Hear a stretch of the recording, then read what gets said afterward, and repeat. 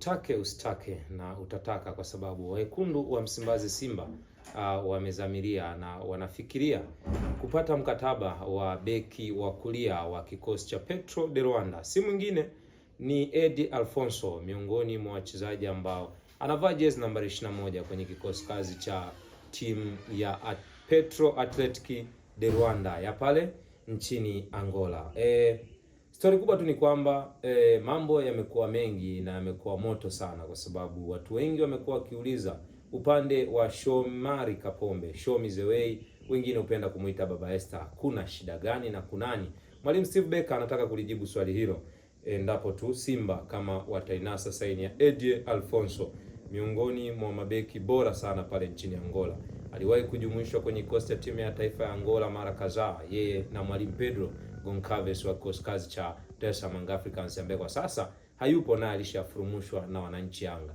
Lakini tu Eddie Alfonso ndo habari ya mjini kwa sasa, kwani wekundu wa Msimbazi wanatamani kuziba gepu la Shomari Kapombe kwa kumpa walau mapumziko katika kila mchezo ambao utakuwa ni mgumu kwake.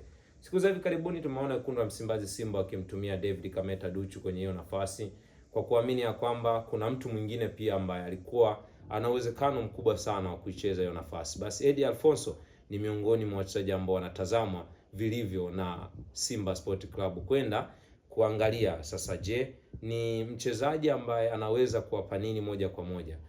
Cha kwanza analeta tija, kwa sababu Simba upande wa kulia mwa uwanja kulikuwa kunaonekana kuna pengo kubwa sana, hususan kwenye zile mechi ngumu. Shomari Kapombe alikuwa akianza vizuri dakika ya kwanza mpaka dakika 45 au 60.